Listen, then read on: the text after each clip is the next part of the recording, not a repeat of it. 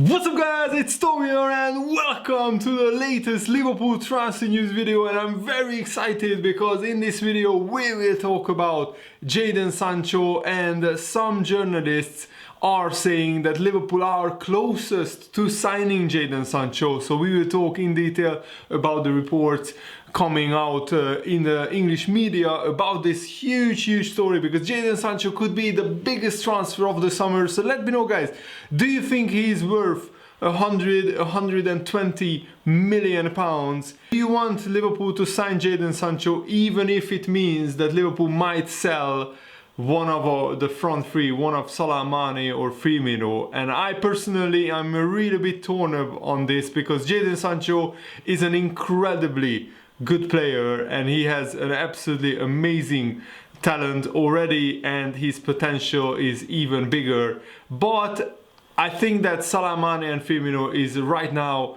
one of the best front lines in the whole world, and I'm not sure if Jadon Sancho should replace either Mane or Salah for 120 million. I mean, if we could sell maybe Mane for like 150 million, but I don't really want to sell any of them. That's the thing. I absolutely love all three of them, Salah, Mane and Firmino. So I don't really want to see Liverpool replacing one of them with Jadon Sancho.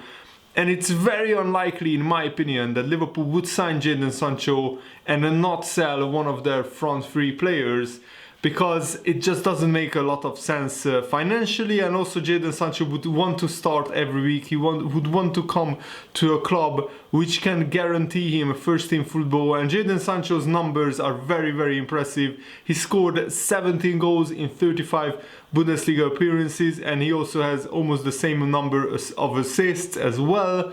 Last season he scored 13 goals, so he's getting better and better, and he's only 20 years old. That's the amazing thing. He was born in 2000, March 25th, so actually yesterday was his birthday, amazingly. So he just turned 20-year-old, and according to the Standard newspaper, Manchester United are also in for Jadon Sancho. The England international is Jurgen Klopp's one of Jurgen Klopp's main targets, but Ole Gunnar Solskjaer's primary target this summer apparently is Jadon Sancho, and Man United are ready to make him the most expensive player in their history.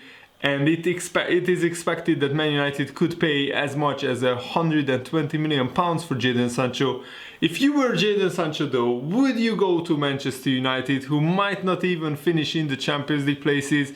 If Man City's ban is upheld and Man United finish in 5th place, they could still get Champions League football for that, but that's a big if. Of course, the negotiations and the transfer business is on hold at the moment because of the situation around the world, and football is on hold.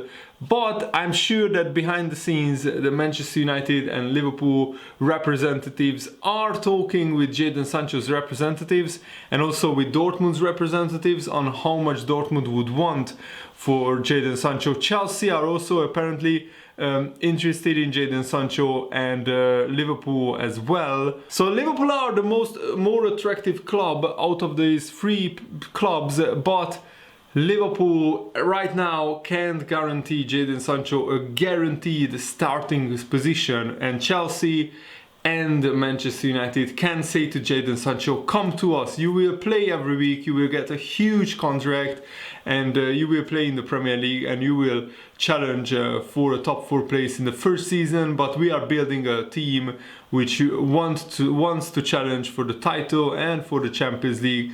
And I mean, it's a very difficult decision, but sometimes players don't go to the best club that want them.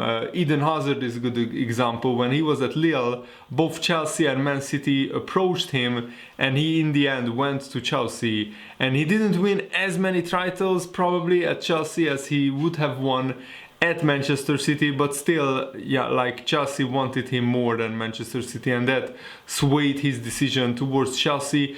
And this could be the scenario for Jadon Sancho. As painful as it would be to see him in a Manchester United or a Chelsea shirt, they want him probably a lot more. They need him probably a lot more than Liverpool. So that's the current situation. And Bundesliga journalist Jan-Arga Fjørtoft reckons that Jadon Sancho is closer to Liverpool than he is is to Manchester United, but he also says that the only way that Sancho will sign for Liverpool is if we sell one of the front three. This is what he said. Jadon Sancho's price is 130 million euros. That's like 110, 115 million pounds. And Man United are working very hard to get him. But he thinks that Liverpool are still the most likely destination for Jadon Sancho. But Liverpool have to sell either Mane or Salah. Now, is that Dortmund? So this is the biggest question. Would you swap Mane or Salah for Jadon Sancho? I mean, Sancho is a lot younger than those, but there is no guarantee that Sancho would settle at Liverpool as easily and as quickly as Mane or Salah. But it might be a once in a 10-year opportunity to sign one of the best young players England has produced in the last probably 20-30 years. Jadon Sancho could become an absolute world beater. He could become as good as Mbappe or even Messi or Cristiano Ronaldo one day. I'm not saying that right now he's that kind of player, but one day he could become as good as them. The new development is that Dortmund see this suspension of the current season as a chance to keep Jadon Sancho for another season and maybe even hype up his price even more. Liverpool won't pay 130 million euros for a player who will be on the bench. And Sancho won't go to a club where he won't play a lot. Remember, wanting a player and needing a player is a big difference, so a big sale needs to happen before a big buy at Liverpool. My argument is, what if we don't sell Mane, Salah or Firmino? What if we sell players like Wijnaldum and Lovren and Shaqiri and Nathaniel Klein? That's 5 players that we could sell who are not like crucial players except Wijnaldum, but I think Wijnaldum could be replaced by Naby Keita and Oxlade-Chamberlain. And what if we use that money that we got from these 5 player sales, which would get us around 70-80 million pounds, and then you only need to pay another 40-50 million to get Jadon Sancho. What if we use that money from the 5 players sold and get one big player in Jadon Sancho? And not only would that improve Liverpool even more, and remember, we are losing Mane and Salah for a combined 2-3 months of the whole season next season. What if we get in Jadon Sancho and Jadon Sancho would start still a lot of games for Liverpool? What if we start Jadon Sancho in that 2-month period when Salah and Mane are not at Liverpool because of the Africa Cup of Nations, but the Olympics are postponed now, so that it's very difficult to predict what will happen. I mean, who knows when next season we'll be able to start? Who knows when this season we'll be able to finish? At this point, we might have to wait until autumn to finish this season. I really don't hope that is going to happen, but I think that that's where we are going in my opinion right now, and it will be very, very difficult for like many Liverpool fans to wait 4, 5, 6 months to witness finally Liverpool lifting that Premier League trophy. But that's the current situation. That might happen. Who knows what will happen? It's very difficult to predict because each day so many things are changing around the world. But if this Bundesliga journalist Fjortoft is right, then I don't think Jadon Sancho is coming to Liverpool, because as I said, I think, and I'm almost certain about this, Jurgen Klopp has absolutely no intention to sell Mane, to sell Salah, to sell Firmino. They still have at least 2 years at the absolute peak of their powers, peak of their highest potential, highest performance. So there is really no need and no rush for Liverpool to replace either Salah or Mane. The painful thing will be if Sancho leaves Dortmund and he will go to one of our rivals, and if he goes to Man United, he will never play for Liverpool in his life. If he goes to Chelsea, it's very, very unlikely he will ever play for Liverpool. And Jadon Sancho would be an absolute game changer for Manchester United. You already saw how big a difference Bruno Fernandes has made at Manchester United. They have been flying since Bruno Fernandes signed for Man United. I would hate to see Jadon Sancho also sign for Man United, and Man United could become a title contender with Sancho in the team. They are still a long way away, but I honestly think Sancho is that good a player that he would instantly improve Manchester United so much. And of course Liverpool have been linked with a move with Mbappe in various reports previously, but according to Marca, a Spanish newspaper, Real Madrid are preparing to bid finally for Kylian Mbappe, and we know that Mbappe is a really big Real Madrid fan. He's a really big Zinedine Zidane fan. Remember, he's French, and growing up Zidane was the best French footballer for Mbappe, and he idolized him, and he went to Real Madrid. So I'm sure that Mbappe as a little boy watched Zidane in a Real Madrid shirt win Champions Leagues, win La Liga titles. So I'm sure that Mbappe would love to go to Real Madrid, and I don't think honestly Liverpool can afford him. So maybe that ship has sailed. I think a much more realistic transfer is the Timo Werner transfer, potentially, but that's still on hold at the moment because of the situation around world football where everything is paused at the moment. And Sam Allardyce thinks that the Premier League season might not finish. And this is what he said: "I've got a big fear that we should stop the season and look to start again next season. I don't know how you can finish a season with everything that's going on in terms of the NHS, how strained it is, and everybody needing to stay safe in their own homes. And I feel really sad for Liverpool. I think it's the way it has escalated into such a difficult period for the whole world, particularly for our country, the UK, how rapidly this illness is spreading and how many lives it looks like it is going to take. And because the only way we can stop it is by isolating." I don't think Sam Allardyce is correct in saying that the season won't be finished. The Premier League categorically said in their statement when they extended the suspension of the Premier League until at the end of April that they will finish this season before starting the next. And even if next season will be just 6 months, or even if next season will be totally cancelled, I still think it makes a lot more sense to finish this season first, and then you can start next season, because this season is already 75% finished. You only have to play 10, 11 games, 12 games. Yes, some teams maybe more, like Man City, but the majority of the teams only have to play 10, 11, 12 games to finish their season, and that's a lot more viable and a lot more possible than getting a whole new season to be finished, because this situation won't be over by the time the start of next season. It won't be over in August, it won't be even over in December, I think, unless miraculously some vaccine or other medication will be found.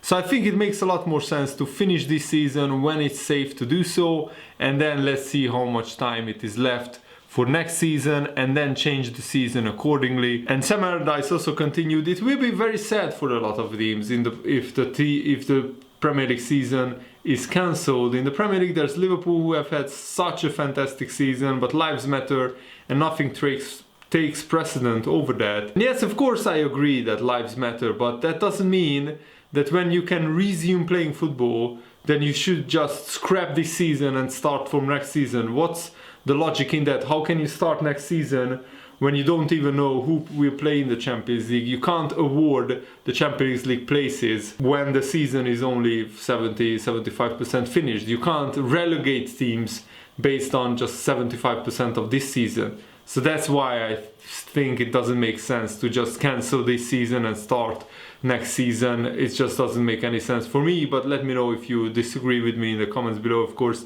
Raheem Sterling did an Instagram live, and he said some very interesting things about Liverpool. I wanted to share it with you guys, and also I wanted to ask your opinion. I will of course give my opinion as well. He was asked, would you ever go back to Liverpool? And this is what Raheem Sterling answered. "To be honest with you, I still love Liverpool. Don't get it twisted. They are always in my heart. Do you know what I mean? It's a team that has done a lot for me growing up." So yes, he was very careful to tiptoe around the question and not specifically say that he would go back to Liverpool. But I think if he had the chance, maybe later on in his career, when he's like 27, 28, 29 years old, who knows, he might come back to Liverpool. The thing is, Raheem Sterling did what he thought at that time was best for his career. He just wanted to become a better footballer. And when he went to Manchester City, even though it was very, very sad to see Man City were miles away, a much better team than Liverpool. Man City were like 30 points ahead of Liverpool at that time in the Premier League. And I get why Raheem Sterling decided to leave Liverpool and go to Manchester City. And yes, he became a much better footballer there. He learned how to finish chances, and he's scored a lot of goals for Man City. And it's painful to see. As like an individual player, I can understand why Raheem Sterling made that decision for himself and for his own career. There is a report coming out from England saying that Liverpool could make as much as £120 million from 11 exits during the transfer window. So we have some players that will be leaving Liverpool on a free transfer: Adam Lallana, Klein, Chirivella, Andy Lonergan, the veteran goalkeeper. But there are 7 more players that Liverpool could sell.